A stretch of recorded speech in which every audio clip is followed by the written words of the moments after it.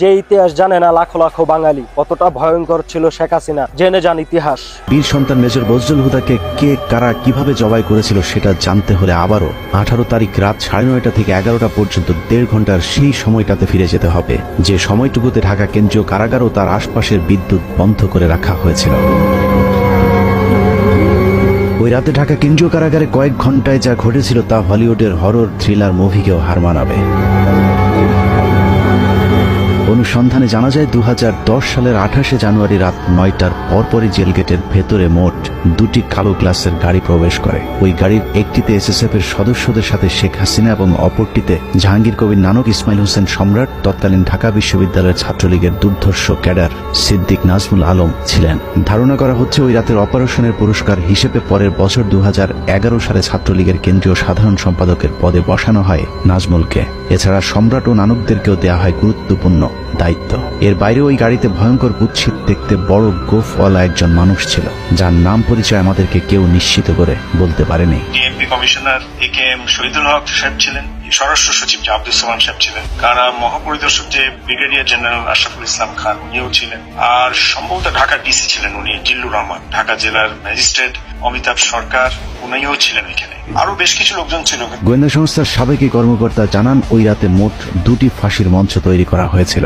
এই 2টি ফাঁসির মঞ্চে দুজন দুজন করে মোট 4 জনকে ফাঁসি দেওয়া হয়। দূর থেকে কোন 4 জনকে ফাঁসি দেওয়া হয়েছিল সেটা বোঝা না গেলেও 5ম জনকে ফাঁসি দেওয়া তো দূরের কথা, মঞ্চেই তোলা হয়নি।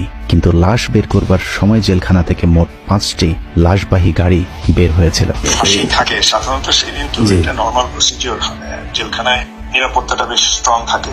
সেই দিনও যেটা আমাদের বেশ আলোচিত হয় জেলখানায়, ওই ফাঁসির মঞ্চের কাছে যে 4টা লাশ গাড়িতে উঠানো হয়, কিন্তু আরেকটা লাশ ঠিক প্রশাসনিক ভবনের ওখান থেকে নিয়ে গাড়িতে উঠানো হয়। এই ব্যাপারটা একটু অস্বাভাবিক। একই জায়গায় ছিল না। না, এটা তো আসলে 4টা যেটা লাশ প্রথমে উঠানো হলো, এটা তো ফাঁসির মঞ্চের কাছাকাছি, যেটা ন্যাচারাল। ওখানে ফাঁসির পরে ওখান থেকে লাশটা গাড়িতে উঠানো হয়, কিন্তু আরেকটা লাশ যেটা প্রশাসনিক ভবন থেকে বের করা হয়, এটাই হলো, এটার একটা ডিস্টেন্সের ব্যাপার আছে যে এখান থেকে কেন লাশ আসবে এবং কেন বা এটা গাড়িতে উঠানো হয়, এটাই হলো প্রশ্ন। এই ব্যাপারটা নিয়ে পরের দিন বেশ আলাপ আলোচনা হয় জেলখানার ভিতরেও। ব্যাপারটা একটু অস্বাভাবিক। রাতে শেখ হাসিনার সাথে জেলখানার ভেতরে প্রবেশ করা খুনিরা সোজা চলে যায় প্রশাসনিক ভবনে, আর শেখ হাসিনা পুলিশ, র্যাব এবং স্বরাষ্ট্র মন্ত্রণালয়ের কর্মকর্তাদের সাথে দাঁড়িয়ে থেকে 4 জনের ফাঁসি নিজে প্রত্যক্ষ করেন। ধারণা করা হয় আসলেই তাদেরকে ফাঁসি দেওয়া হচ্ছে কিনা সেটা নিশ্চিত করতেই শেখ হাসিনা সেখানে উপস্থিত ছিলেন। ফাঁসি কার্যকর হবার পরপর শেখ হাসিনাও চলে যান প্রশাসনিক ভবনের ভেতরে। সেখান থেকে রাত 1টার কিছু আগে শেখ হাসিনা ও তার সাথে থাকা খুনিরা সেই একই পাজেরো গাড়িতে করে জেলখানা থেকে বের হন। কারাগারের অন্য আরেকটি সূত্র বজলুল হুদার পরিবারকে জানিয়েছিলেন, সেই রাতে বজলুল হুদাকে কারাগারের প্রশাসনিক ভবনের একটি কক্ষে জবাই করা হয়েছিল, যেখানে শেখ হাসিনা নিজে উপস্থিত ছিলেন এবং বজলুল হুদাকে জবাইয়ের আগে তার বুকের উপর পা চাপা দিয়ে রেখেছিলেন শেখ হাসিনা নিজে।